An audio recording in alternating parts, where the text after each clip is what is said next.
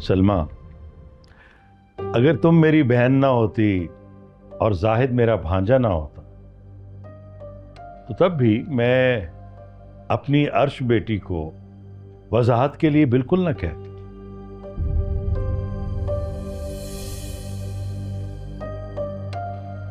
भाई साहब, ये वजाहत ही रिश्तों की अहमियत बढ़ाती है। आप तो मुझे अच्छी तरह से जानते हैं। जाहिद अगर हक पे ना होता, इसकी बात में कोई सच्चाई ना होती, तो मैं खुद इसके कान खींचती। लेकिन आप खुद ही सोचें ना, अपनी मंगेतर को यूं। अर्श ने बताया ना कि अरसल के साथ उसका कोई वास्ता नहीं है,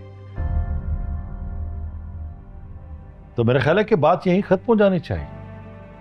हाँ हाँ, अर्श ने कह दिया और हमने मान लिया। मगर फूफो, आपको नहीं लगता महज शक की बुनियाद पर किसी के किरदार पर इल्ज़ाम लगाना गलत है? अरे बेटा, इन छोटी छोटी बातों को दिल पे नहीं लगाते। ऐसे तो होता रहता है ना। किसी के किरदार पर उंगली उठाना कोई छोटी बात तो नहीं होती।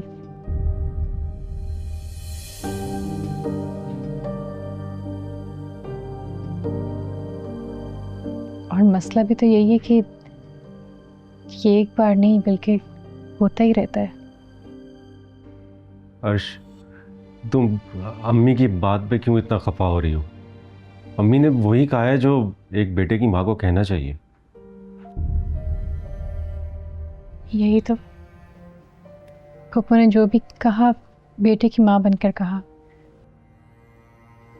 बेटी की माँ बनकर सोचा होता तो शायद कभी ना कहती ऐसी बात। अच्छा, बात को ख़त्म करो। अगर तुम्हें अम्मी की बात बुरी लगी है ना, तो मैं तुमसे माजरत करता हूँ। I am sorry.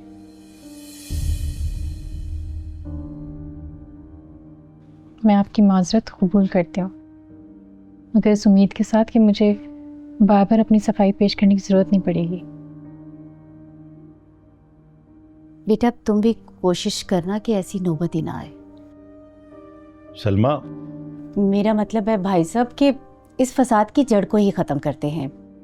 ना अर्श एबटाबाद जाएगी, ना कोई गलत फहमी पैदा होगी।